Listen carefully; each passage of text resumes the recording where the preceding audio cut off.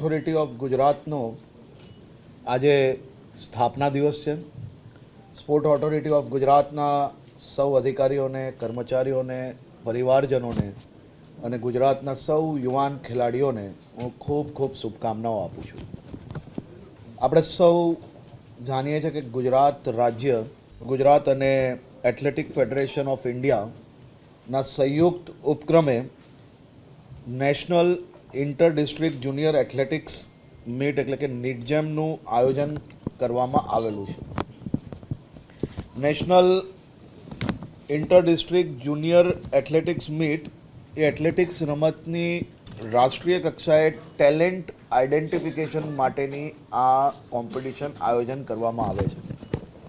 આ talent identification કોમ્પિટિશનના માધ્યમથી ભારત દેશને ખૂબ જ મહત્ત્વના પ્લેયર્સો હાસિલ થયા છે.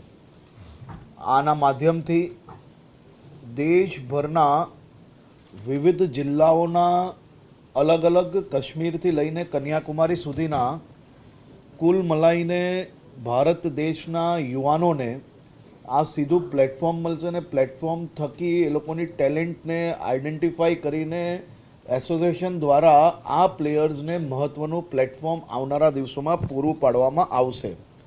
આ સ્પર્ધામાં ખાસ કરીને running, long jump, high jump, shot put, javelin throw અને મહત્ત્વની બધી જ એથ્લેટિક્સ ઇવેન્ટ આ સ્પર્ધાની અંદર આયોજન કરવામાં આવે છે. આ સ્પર્ધામાં સમગ્ર ભારતમાંથી 616 જિલ્લાઓમાંથી કુલ 5500 જેટલા ખેલાડીઓ ભાગ લેવા ગુજરાત ખાતે પધારવાના છે.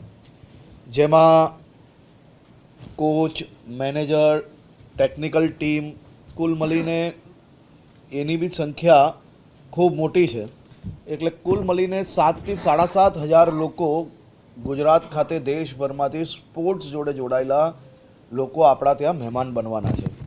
આ સ્પર્ધામાં વિવિધ રાજ્યોમાંથી આવનાર ખેલાડીઓ માટે રાજ્ય સરકાર દ્વારા તમામ પ્રકારની વ્યવસ્થાઓ કરી લેવામાં આવી છે. ગુજરાત યુનિવર્સિટીના મેદાનમાં મુખ્ય બધી જ ઇવેન્ટો આયોજન કરવામાં આવી છે.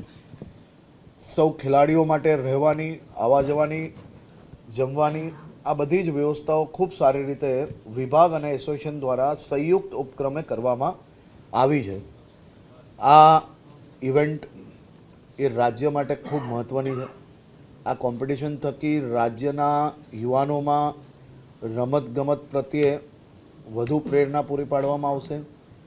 આનાથી પ્રેરિત થઈને વિદ્યાર્થીઓ રમતગમત જોડે વધુ જોડાય તેનો બી પ્રયત્ન રાજ્ય સરકાર દ્વારા કરવામાં આવી રહ્યો છે. આપણે ગત વર્ષે જ રેકોર્ડ ટાઈમિંગની અંદર ગુજરાત સરકાર દ્વારા સ્પોર્ટ્સ ડિપાર્ટમેન્ટ દ્વારા નેશનલ ગેમ્સનું આયોજન કરવામાં આવેલું, જે ખૂબ જ સફળતાપૂર્વક એ આયોજન થયેલું હતું. આ વર્ષે નિટજેમ બી આપણે one of the best host તરીકે ગુજરાત આ ઇવેન્ટને પૂર્ણ કરશે અને મને વિશ્વાસ છે કે ગુજરાતની ધરતી પર આયોજન જ્યાં નિટજેમનું થવાનું છે તેના થકી ભારત દેશને એથ્લેટિક્સના સેક્ટરની અંદર ખૂબ મોટા પ્રમાણમાં નવા ખેલાડીઓ પ્રાપ્ત થશે.